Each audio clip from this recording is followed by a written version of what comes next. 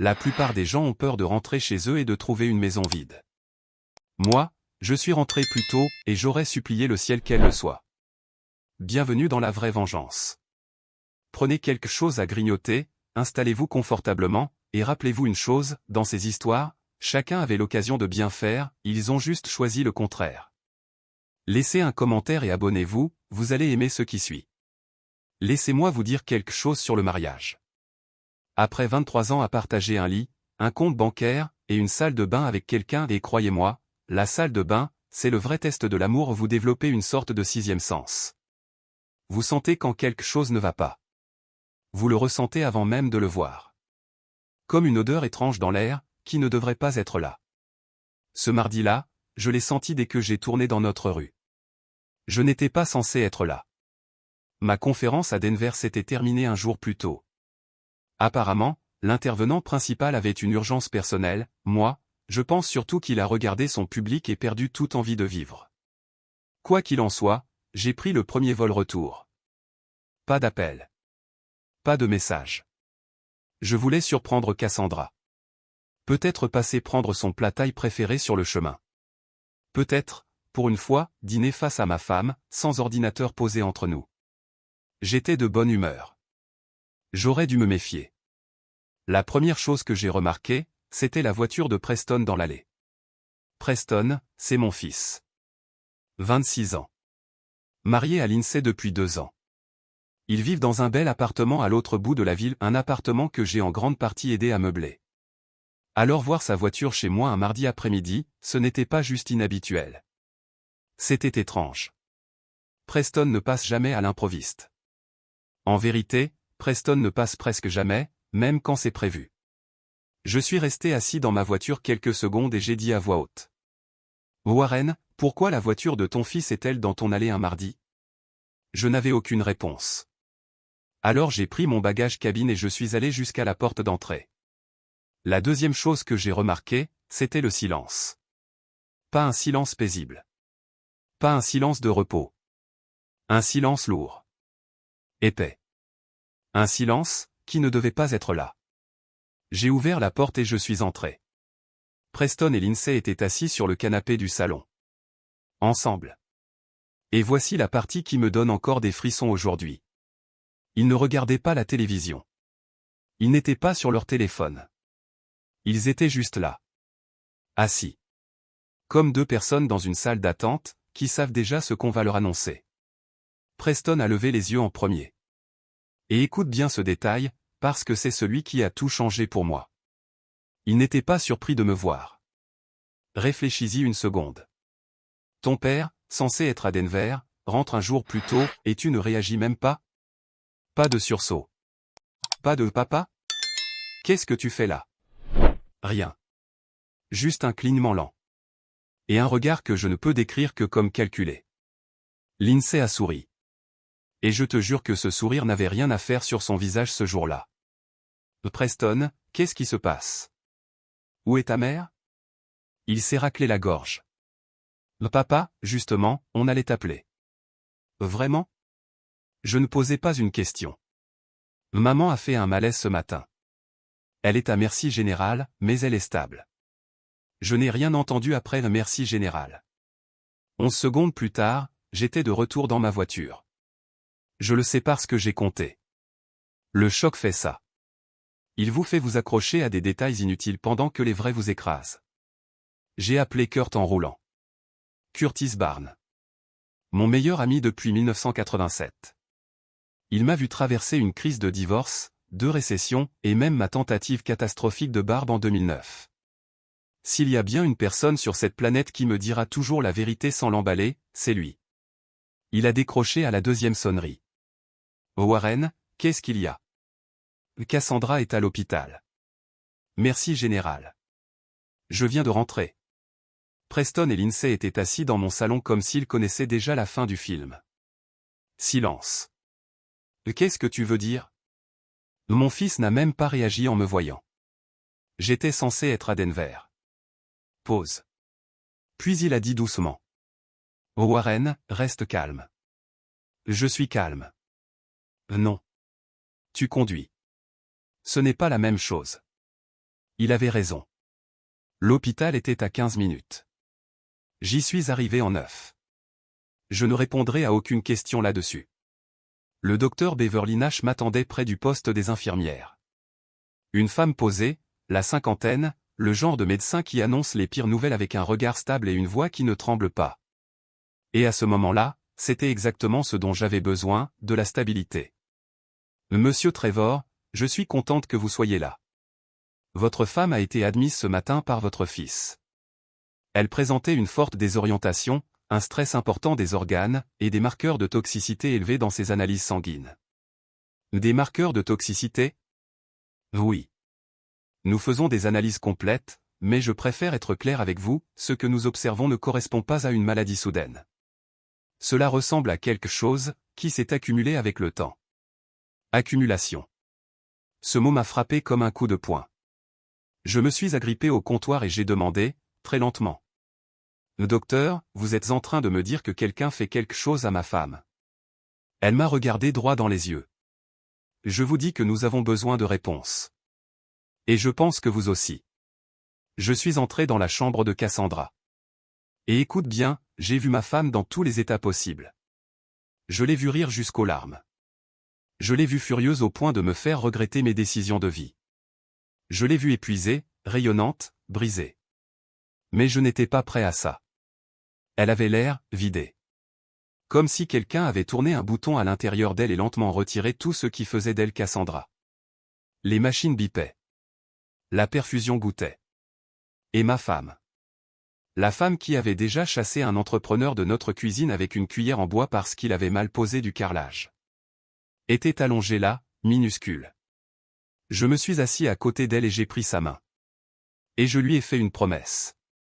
Je ne fais pas de promesses à la légère. Demande à n'importe qui. Je lui ai dit. Je suis là. Et je ne partirai pas tant que je n'aurai pas compris exactement ce qui t'est arrivé. Je suis ressorti. Preston et Lindsay étaient arrivés. Bien sûr qu'ils étaient là. Papa, on doit parler, il y a beaucoup de choses que tu. J'ai levé une main. Une seule. Et quelque chose dans mon regard a suffi. Il s'est arrêté net. Pas maintenant. Je me suis éloigné, j'ai sorti mon téléphone, et j'ai fait quelque chose qu'il n'avait absolument pas prévu. J'ai commencé à bloquer tous les comptes. Tous ceux auxquels ils avaient accès. Un par un. Et quand les notifications ont commencé à apparaître sur leur téléphone, parce que je savais qu'elle apparaîtrait. J'ai regardé Lindsay. Son sourire, celui qu'elle portait depuis tout à l'heure, a disparu instantanément. Et à cet instant précis, j'ai compris une chose. Peu importe ce qui arrivait à ma femme. Je venais de frapper dans un nid de guêpes. La seule question, c'était. Combien y en avait-il à l'intérieur? Laisse-moi te dire quelque chose sur le déni. Le déni, c'est confortable. Le déni, c'est chaud, rassurant. Le déni s'assoit en face de toi avec un café et te dit que tout va bien. Que tu exagères? Que tu deviens parano? Que les gens que tu aimes ne sont pas capables de ce que ton instinct te crie. J'ai vécu dans le déni plus longtemps que je ne veux l'admettre. Mais ce soir-là, à 21h43, assis sur ce parking d'hôpital. Avec ma femme branchée à des machines au-dessus de moi. Et le regard de mon fils gravé dans ma tête? J'ai expulsé le déni définitivement. J'ai changé les serrures. Et j'ai rappelé Kurt. Il a décroché avant même la première sonnerie complète. Dis-moi. Elle est dans un sale état. Ma voix a lâché sur ce dernier mot. Je ne développerai pas. Le médecin parle de toxicité. Quelque chose de progressif, pas soudain. Il a expiré lentement. Warren, progressif, ça veut dire volontaire. Je sais. Preston et Lindsay étaient à la maison. Oui. Et ils sont dans la salle d'attente maintenant. Silence. Puis Kurt a dit quelque chose que je n'oublierai jamais. Frère, réfléchis bien à qui avait accès à sa nourriture, ses boissons, ses médicaments, tous les jours, ces derniers mois. Et là. Tout s'est aligné. 4 mois plus tôt, Cassandra s'était foulée la cheville dans l'escalier. Rien de grave. Mais Preston avait immédiatement proposé que Lindsay, qui avait un emploi du temps flexible, passe tous les matins pour l'aider à manger, et à prendre ses médicaments pendant que je travaillais. À l'époque, j'avais trouvé ça généreux. Je me suis même dit. Peut-être que j'ai mal jugé ce garçon. Aujourd'hui, j'aimerais pouvoir remonter le temps et me gifler. Je suis retourné dans la salle d'attente. Preston était debout près du distributeur, bras croisés, avec l'air d'un homme qui essaie très fort d'avoir l'air innocent, et qui échoue magistralement. Lindsay, elle, était assise, téléphone retourné sur ses genoux. Et ça, c'était anormal. Lindsay ne lâche jamais son téléphone. Jamais. Je l'ai déjà vu scroller pendant une prière de Thanksgiving. Alors un téléphone face cachée, ça voulait dire une chose. Soit elle attendait un appel qu'elle ne voulait pas que je voie. Soit elle en avait déjà reçu un. Je me suis assis en face d'eux. Papa, je sais ce que ça peut donner comme impression. Ah oui? Dis-moi exactement comment tu penses que ça se présente, parce que je suis curieux. Il s'est agité. Maman avait des problèmes de santé, on essayait d'aider. Lindsay venait tous les matins, elle s'assurait qu'elle mange, qu'elle prenne ses vitamines. Ses vitamines? Oui. Lesquelles? Il a cligné des yeux.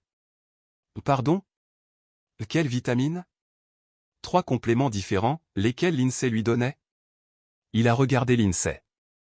Lindsay a regardé ses genoux. 3 secondes. 3 secondes qui m'ont tout dit. Je me suis levé. Vous allez rentrer chez vous. Papa. Preston.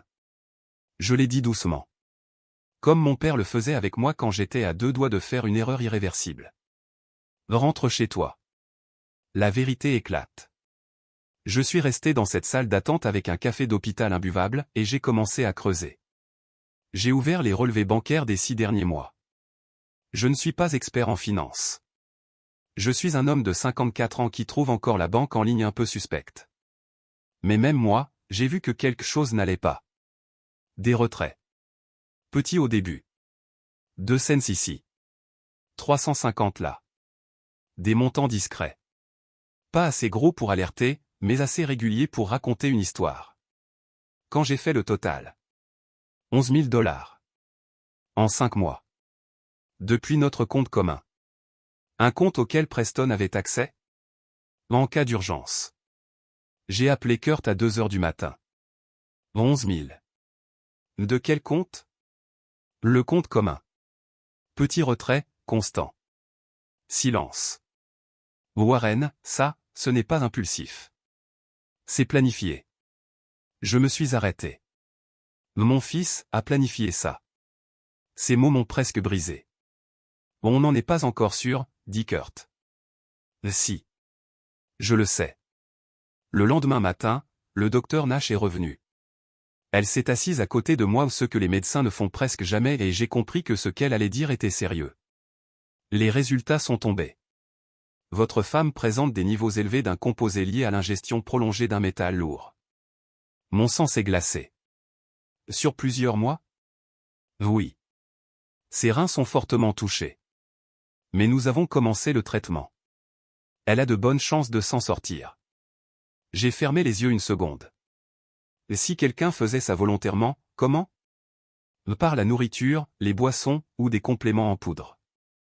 Sans goût. Facile à dissoudre. Les mots de Preston ont résonné dans ma tête. Lindsay venait chaque matin, s'assurer qu'elle prenne ses vitamines.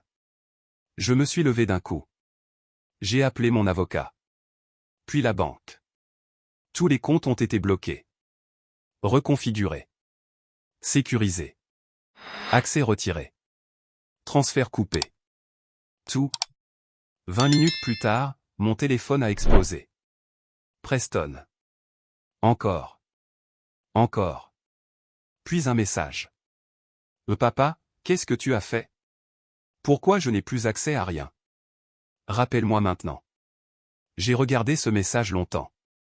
C'était le même garçon qui, à Noël, m'avait serré dans ses bras en me disant que j'étais le meilleur père du monde. Je l'avais cru. J'ai répondu une seule phrase. Mais tu aurais dû y penser avant de toucher à ma femme. Mais une question restait. Pourquoi? 11 000 $ et une femme empoisonnée, ça n'arrive jamais sans raison. J'ai rappelé Kurt. Vérifie quelque chose pour moi. Est-ce que Cassandra a changé quelque chose récemment? Testament? Assurance? Silence. Tu penses que c'est pour l'argent? Je pense que 11 000 $, c'était juste le début. Le lendemain matin, Kurt m'a rappelé. Warren, prépare-toi. 6 semaines avant son hospitalisation, Cassandra avait modifié son assurance vie. Montant, 2,3 millions de $. Avant, Preston était bénéficiaire secondaire. Maintenant? Supprimé. Tout allait à une fondation caritative qu'elle préparait en secret depuis 2 ans. Preston l'avait découvert. Et au lieu de parler, il a décidé de s'assurer que sa mère ne vive pas assez longtemps pour finaliser les papiers. Il restait 30 jours avant validation. 30 jours. Dans leur plan, ma femme avait 30 jours à vivre. Je n'ai pas crié. Je n'ai rien cassé. Je me suis levé. Et j'ai décidé d'être méthodique. J'ai appelé mon avocate, Margaret Holloway. Je lui ai tout donné. Elle a répondu. Ne touche à rien. Ne les confronte pas, laisse-moi faire. Puis elle a ajouté. Quand ça tombera complètement. Pendant ce temps, Cassandra allait mieux. Le traitement fonctionnait. Le 2e jour, elle a ouvert les yeux. Warren, tu as l'air horrible. J'ai ri. Vraiment ri. Tu es en soins intensifs et tu critiques mon apparence? Quelqu'un doit le faire. Elle était toujours là. Jour 4. Margaret m'appelle. Preuve complète. Preston avait acheté les compléments toxiques 3 fois. Toujours en liquide. Toujours discret. Une fois, Lindsay l'attendait dans la voiture. Ils avaient tout planifié. Même pire. Preston avait appelé l'avocat de Cassandra, en se faisant passer pour son assistant, depuis son propre numéro. J'ai regardé le mur. Kurt, j'ai élevé un génie criminel ou un idiot? Les deux. Jour 5. Ils sont venus à l'hôpital. Avec des fleurs. Comme si tout allait bien. Papa, comment elle va? Elle est réveillée. Elle va survivre. Dans ses yeux, j'ai vu un calcul. Pas du soulagement. Un ajustement. La police arrive, ai-je dit calmement.